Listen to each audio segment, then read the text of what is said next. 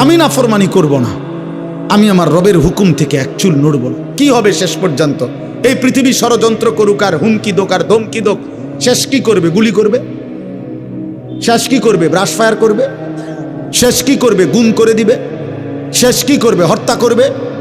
শেষ কি করবে? খুন করে ফেলবে। আর কি এরপরে? এরপরে কি? ফালাস্তু বালি হিনা উকতালু মুসলিমান আলা আইয়ি শিক্কিন কানা লিল্লাহি মাসরাই। বুখারীর riwayat, নবী সাল্লাল্লাহু আলাইহি সাল্লামের বিখ্যাত সাহাবী হযরত খুবাইব ইবনে আদি, একজন সাহাবী খুবাইব রাদিয়াল্লাহু তাআলা আনহু, তানঈম নামক জায়গায় মক্কায়, মানে এখানে এখন যে মসজিদে আয়েশা বলে এনাম সাহেব, এই মসজিদে আয়েশার পাশে হাজী সাহেবরা পরবর্তী উমরাগুলো যেখান থেকে করে আয়েশা মসজিদ কয়, এহরাম বাঁধে যেখানে, এই আয়েশা মসজিদের পাশের জায়গাটারই বলে তানঈম। এই জায়গায় নবীজির এই সাহাবীকে ফাঁসিতে ঝুলানো হয়েছিল। মক্কার কাফেররা হযরত খুবাইবকে যেদিন ফাঁসিতে ঝুলায়, সেদিন মক্কার নেতা আবু সুফিয়ান হযরত খুবাইবকে বলছিলেন, খুবাইব, ফাঁসির শেষ মুহূর্তে, ফাঁসির পূর্বক্ষণে তোমার জীবনের শেষ তামান্না কি? হযরত খুবাইব বলছিলেন, আমি 2 রাকাত নামাজ পড়তে চাই। তো রশি খুলে দিছে, উনি 2 রাকাত নামাজ পড়ছে। 2 রাকাত নামাজ পড়ে চোখের এক ফোঁটা পানি ফেলে 2 হাত তুলে আল্লাহকে বলছে, আল্লাহ, আজ আমার জিন্দিগির শেষ সেজদা। এই দুশ্মনরা ভাববে আমি মৃত্যুর ভয়ে দেরি করতেছি, যদি এটা না ভাবতাম তো আখিরি সেজদা আরো লম্বা করে দিতাম, আরো লম্বা করে দিতাম মাওলা। বাকি ওরা বলবে আমি মৃত্যুর ভয়ে দেরি করতেছি, এই জন্য ছোট করে ফেললাম। আল্লাহ, আমার আপনার কাছে আবদার, ওরা আমারে এখন ফাঁসিতে ঝুলাবে। আমার এই ফাঁসিতে ঝুলানোর এই দৃশ্য মক্কায়, নবীজি তখন মদিনায় হিজরত করে চলে গেছেন। হযরত খুবাইব বলছেন, আয় রব্বুল আলামিন, আমার শেষ তামান্না আমার মদিনার নবী যেন মদিনায় বসে আমার ফাঁসির দৃশ্য সরাসরি দেখতে পায়।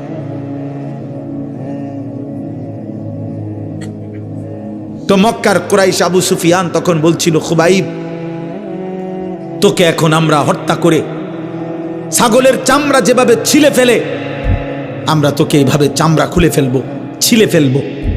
এই তখন তিনি একটা কথা বলছিলেন, শুধু এইটাই বুখারীতে আছে, ফালাস্তু বালি হিনা উকতালু মুসলিমান। আবু সুফিয়ান শোনো, আমি যখন আল্লাহর আনুগত্যের উপরে, ইসলামের উপরে, আমার খোদার সেজদার উপরে যখন মরতে পারছি, অতএব আমি আর কোনো পরোয়া করি না। আলা আইয়ি শিক্কিন কানা লিল্লাহি মাসরাই, তোমরা আমারে যেদিকেই ফিরাইয়া ফাঁসি দাও, যেদিকেই টেনে হিসড়ে শেষ করো, আমার শরীর যা ইচ্ছা তাই করো, আমার কোনো অসুবিধা নাই। আমি আমার রবের গোলামি করে আল্লাহর জন্য জান দিচ্ছি, খালাস, আর কোনো পরোয়া নাই। এই জন্য বাপ, এটা জীবনের মূল অর্থ। আমি গন্তব্য চিনি, এটা আমার জীবনের মূল সার্থকতা। আমরা মুসলমান, এই পৃথিবীর সব আয়োজন ছিল, আছে, থাকবে, আমি থাকবো না, আমি থাকবো না। ক্ষমতার পালা বদল হবে, মানুষের জীবন মান উন্নয়ন হবে, অনেক কিছুই হবে, অনেক কিছুই হবে না। পৃথিবী অনেক কিছুই হবে, অনেক কিছুই হবে না। রোদ উঠবে, বৃষ্টি নামবে, সূর্য উঠবে, চাঁদ উঠবে, আলো আসবে, অন্ধকার আসবে, রাত হবে, দিন হবে, শনিবার রবিবার হবে, সপ্তাহ মাস হবে, মাস বছর হবে, 25 সাল 26 সাল হবে। কিন্তু একদিন আমি থাকবো না, একদিন আমি থাকবো না। আমার মৃত্যুর পরে পৃথিবীর সব মানুষ যদি আধুনিক হইয়া, উন্নয়ন হইয়া চাঁদের দেশেও চলে যায়, আমি তো নাই, আমি তো নাই, আমি তো নাই। অতএব আমি যদি আমার কবর ভুলে যাই, আখিরাত ভুলে যাই, আমি যদি আমার মৃত্যু পরবর্তী জীবন ভুলে যাই, আমি যদি আমার গন্তব্য ভুলে যাই, খোদার কসম আব্বা, ভুলে গেলেও তো মৃত্যু হবে, চোখ বন্ধ রাখলেও মৃত্যু হবে, সুখে থাকলেও মৃত্যু হবে। তাহলে যেই সত্য আমাকে গ্রহণ করতেই হবে, মৃত্যু, কবর, আখিরাত, আমি সেটা ভুলবো কেন? আমি সেটা ভুলবো কেন? চোখ বন্ধ করলেই তো ঝড় থামে না। অতএব না বুঝলেই যে মৃত্যু হবে না এমন তো না। মনে করেন তুফান আসতেছে, ঝড় বৃষ্টি আসতেছে, এখন কেউ যদি চোখ বন্ধ করে বলে কই না, আমি তো কিছু দেখি না, তুফানও হচ্ছে না, বৃষ্টিও হচ্ছে না, কিছুই হচ্ছে না, না রে আব্বা সব হচ্ছে, তুমি ইচ্ছা করে চোখ বন্ধ করে রাখছো, তুমি চোখ বন্ধ করে রাখছো আর কি।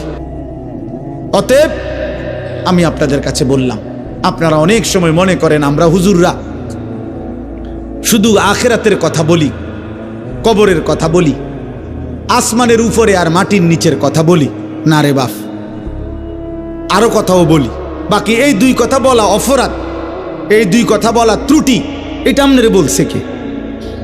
আপনি এটা কেমনি সিদ্ধান্ত নিছেন যে আসমানের উপরের কথা বলাটা অসুন্দর আর মাটির তলের কথা কওয়াটা অসুন্দর, অযৌক্তিক? এইটা আপনারে কে বলছে? আপনি বলেন। একজন ডাক্তারকে কেন জিজ্ঞেস করেন না, আপনি যা জীবন এই প্যারাসিটামল লই এই দিয়ে ফুরা রইলেন, জীবনটা তো শেষ করে দিলেন। আপনি তো কোনোদিন একটা বিল্ডিং এর প্ল্যানিং দিলেন না, ইঞ্জিনিয়াররে কেন বললেন না আজীবন এই ইট বালু সিমেন্ট নিয়া পইরা রইলেন? আপনি যে আর কোনোদিন একটা প্যারাসিটামল লিখলেন না? আমার এক পরিচিত লোক আছে, আমি দেখছি ওনারে, আমি মনে 2-4-5 বছর দেখছি ওনারে টানা। ওনার দুই হাতে দুইটা মোবাইল, উনি এই জমির ব্যবসা করে, হাউজিং। আমি যত সময় ওনারে দেখছি মোবাইল দুইটা হাতে নিয়ে উনি এটা একবার রিসিভ করে, জি জি 400, একটু ডাইনে ডাইনে ডাইনে ডাইনে, বামে বামে, জি জি 600, ফুবি দিয়া, মানে কোন জানি বুঝাইতে আছে 400, 600, 200 এই কথা। জিন্দিগি 400 আর 600 উপরে শেষ, হায়াত শেষ। আখিরাত, আখিরাত। এই জন্য বাপ কোরআনুল কারীমের মধ্যে আল্লাহ বলছে, কুল ইয়াতাওয়াফাকুম মালাকুল মাউতিল্লাযী ওয়াক্কিলা বিকুম সুম্মা ইলা রাব্বিকুম তুরজাউন। আল্লাহ বলে, বন্ধু আপনি বলে দেন, আপনি বলে দেন, আপনি বলে দেন, তোমাদের জন্য আমি আল্লাহর পক্ষ থেকে নির্ধারিত মালাকুল মউত আজরাইল অবশ্যই তোমাদের মৃত্যু ঘটাবে, জান কবজ করবে, অতঃপর তোমরা সকলেই আমি আল্লাহর কাছে একত্র হবে আখিরাতে।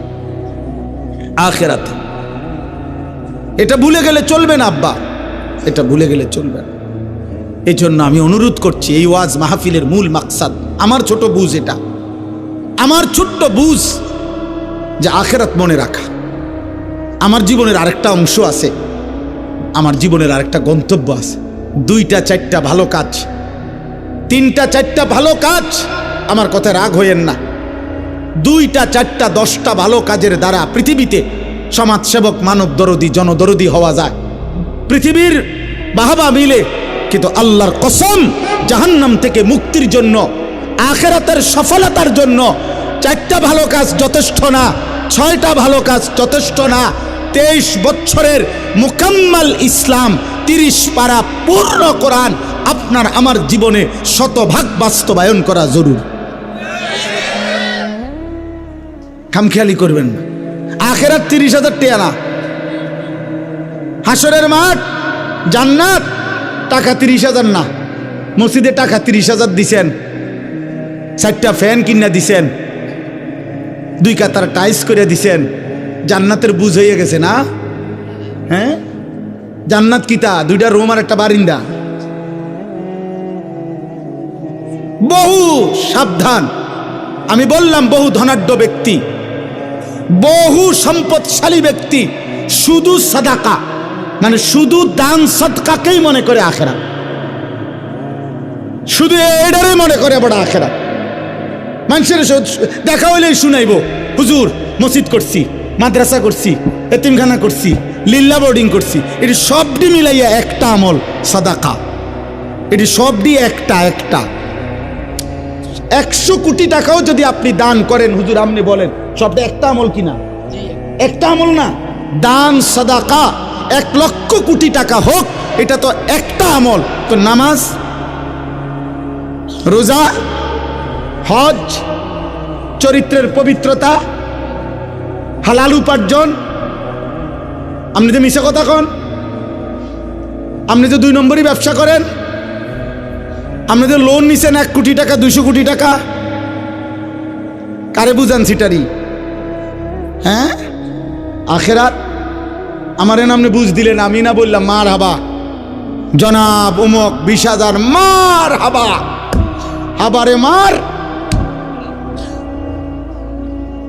ঠিক আছে মার হাবা তো ঠিক আছে, কিন্তু আসমানওয়ালা খোদার কসম তিনি জিজ্ঞেস করবে কিয়ামতের দিন, বান্দা মিন আইনা ইকতাসাবা ওয়া ফিমা আনফাকা।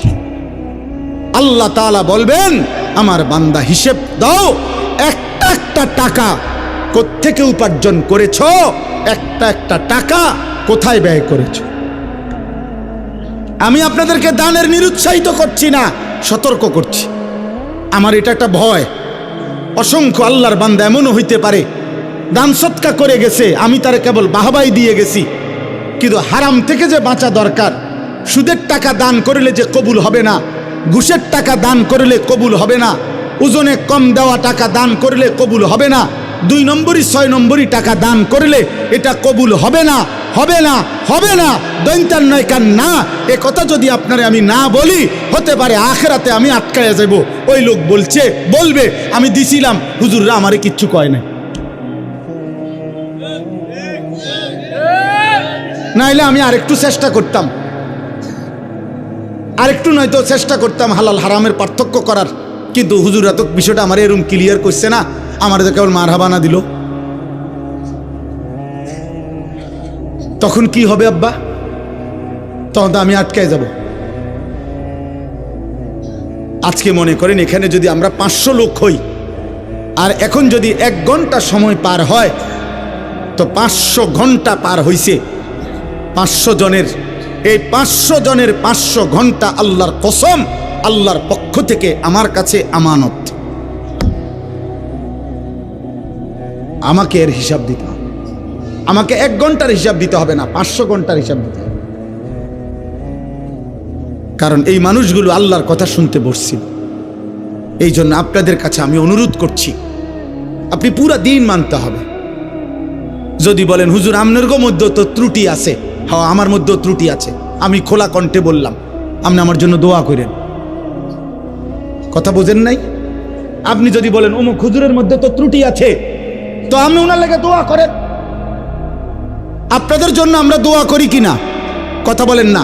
তো আপনারা আমার জন্য দোয়া করবেন। আল্লাহ হুজুরদের, আপনার চোখের যেই হুজুর ত্রুটি, আপনি ওই হুজুরের লেগে একটু দোয়া করেন যে আল্লাহ এ হুজুররেও নেককার বানায় দেন, আল্লাহ হুজুররেও জাহান্নাম থেকে বাঁচায়া দেন। আমার হুজুর মানে কি জান্নাত থেকে আইছে?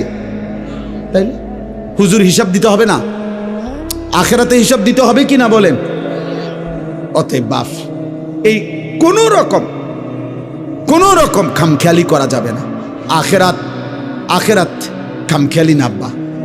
1-2টা ভালো কাজের নাম আখেরাত না, পুরা দিন মানা, পুরা দিন মানা। সমস্ত গুনাহ আপনি ছাড়তে হবে, সমস্ত আমল আপনি করতে হবে। আপনি মুসলমান, আপনি মুমিন, আমি মুসলমান, আমি মুমিন। আমাকে সমস্ত গুনাহ ছাড়তে হবে, সমস্ত গুনাহ ছাড়তে হবে। আজ কি পরিমাণ মুসলিম যুবক মাদকাসক্ত, আজ কি পরিমাণ মুসলিম যুবক নারী নিয়ে ব্যস্ত। 16 বছরের ছেলে, 18 বছরের ছেলে, আপনি খবর লাগান, চোখের চেহারার দিকে তাকায় দেখেন, এই বড় মোবাইলে এই পরিমাণ নর্তকী আর উলঙ্গ ছবি দেখে ফেলছে। আমার মনে হয় না বিগত 60 বছরের কোনো বয়স্ক লোক 60 বছরও যদি টানা টেলিভিশন দেখা থাকে, উনি 60 বছরে যত নারী দেখে নাই, 3 দিনে মুসলমানের অগণিত কিশোর যুবক মোবাইলের এই সুযোগ পেয়ে উলঙ্গ নারী যে পরিমাণ দেখছে। এটা আব্বা, এটা দুষ্টামি না, এটা অসভ্যতা। দুষ্টামি আমরাও করছি ছোটবেলায়, আমাদেরও ছোটবেলায় আমগরে কইতো দুষ্টামি করস কি। জোহরের খানা আমরা আসরের সময় খাইছি, মামু দম দিছে তুই বেশি দুষ্ট হয়ে গেছ, কোন টাইম ধরে তোরে ডাকতেছি ভাত খাইতি, আয়স থাকেন, এটা ছিল দুষ্টামি। হাডুডু খেলতে নামছি, খেলার মাঠ থেকে উঠা আসি নাই তো মামা দাদা দমক দিয়ে আনছে, সাইকেল চালাইতে দিছে, সাইকেল চালাইছি লম্বা টাইম। পুকুরের পারে বট গাছ আছিল, বট গাছের মধ্যে একটা ডাল পুকুরের দিকে নামানো ছিল, বারবার গিয়া গিয়া লাফাই লাফাই ওটার থেকে পানির ঝাঁপ দিয়ে পড়ছি আর ডুবাইছি। এটারে বলতো দুষ্টামি। আমগো আমলের দুষ্টামি ছিল, এটারে বলতো রে আব্বা। সাইকেল বেশি চালাইছি, দুষ্টামি করছি, এটা বলতো। কিন্তু তোমরা তো আব্বা আজকের কিশোর নওজোয়ান, তোমরা তো দুষ্টামি করছো না, তোমরা তো অসভ্যতা করছো। এটা তো দুষ্টামি না, সারা রাত দিন মোবাইলে উলঙ্গ ছবি দেখা, নর্তকী দেখা, জিনার ব্যভিচারের দৃশ্য দেখা, উলঙ্গপনা দেখা, এটা দুষ্টামি না, এটা চরিত্রহীনতা, এটা লাম্পট্য, এটা অসভ্যতা, এটা অসভ্যতা, এটা বেহায়াপনা, এটা বেহায়াপনা। বিবাহ বহির্ভূত ছেলে মেয়ে, নারী পুরুষ, সহপাঠী আর সহকর্মী অথবা আপনজন কিংবা আত্মীয় স্বজন, খোদার কসম বিবাহ বহির্ভূত ছেলে মেয়ে নারী পুরুষের যেই কোনো রকমের শাহওয়াত, আসক্তির যত সম্পর্ক, যেটাকে আপনারা ভালোবাসা বলেন, যেটাকে প্রেম বলেন, যেটাকে রিলেশন বলেন, শব্দ যত ভদ্রচিতই বলেন, আল্লাহর কসম বিবাহ বহির্ভূত সহপাঠী সহকর্মী সমবয়সী হোক আর যাই হোক, ছেলে মেয়ে নারী পুরুষের যাবতীয় হারাম সম্পর্ক, এটা জিনা, এটা ব্যভিচার, ব্যভিচার, ব্যভিচার, ব্যভিচার, এটা বেটা, এটা জিনা, জিনা। আপনি এটারে ভদ্রতার লেভেল লাগাইয়েন না। ভেজিটেবল কইলে মূলার হাক কোনো বেশি কিছু হয়ে যায় না, শাকে থাকে। রিলেশন বললে অসভ্যতা, ভালো কিছু হয়ে যায় না।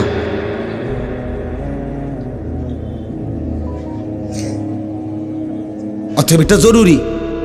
আমি হাদিস বলি, আল্লাহর নবী সাল্লাল্লাহু আলাইহি সাল্লাম বলছেন, মান জানা ওয়া শারিবাল খামরা নাযা আল্লাহু মিনহুল ঈমান কামা ইয়াখলাউল ইনসানু আল কাবিসা মিন রাসিহি। তাফসীরুল মুনির, আরবি ভাষার বিখ্যাত তাফসীর, নির্ভরযোগ্য হাদিস, এটা সনদ সহিহ। এটা আল্লাহর নবী সাল্লাল্লাহু আলাইহি সাল্লাম বলেছেন, আহা, যে ব্যক্তি ব্যভিচার করে, জিনা করে এবং মদ পান করে, নবীজি বলছেন আল্লাহ তাআলা তার দিল থেকে, তার কলিজা থেকে, তার অন্তর থেকে ঈমান এভাবে টেনে বের করে ফেলে, মানুষ তার গায়ের পোশাক দেহ থেকে যেমন খুলে ফেলে।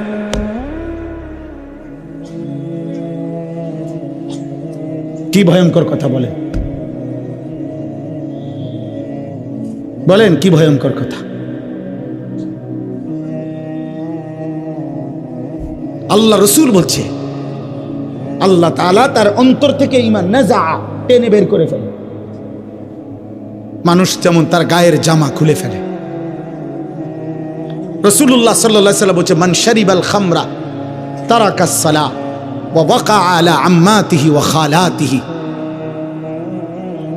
আল্লাহ, যে মদ পান করে, নেশাখোর, মদখোর, গাঁজাখোর, ফুট্টাখোর, বাবাখোর, ডাইলখোর, ইয়াবাখোর, হারামখোর, আল্লাহ রসুল বলছে তার নামাজ ছুটে যায়। সবচেয়ে জঘন্য কথা নবী বলছে, এই মদখোর, নেশাখোর, নাফরমান অচিরেই তার আপনজন, মামি, চাচি, ফুফি, খালা, চাচাতো, মামাতো, ফুফাতো, খালাতো বোন, এমন নিকটাত্মীয়ের সাথে জিনা, ব্যভিচার করতে উদ্যত হয়। এজন্য প্রত্যেক নেশাখোর ব্যভিচারী, প্রত্যেক ব্যভিচারী নেশাখোর। এই তিন জিনিস এক খতিয়ানে তিন দাগ।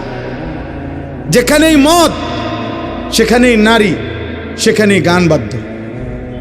যেখানেই নারী সেখানেই মদ, সেখানেই গান। যেখানেই গান বাদ্য সেখানেই মদ, সেখানেই নারী। এই তিন জিনিস, মদ, নারী, গান, এক খতিয়ানে তিন দাগ।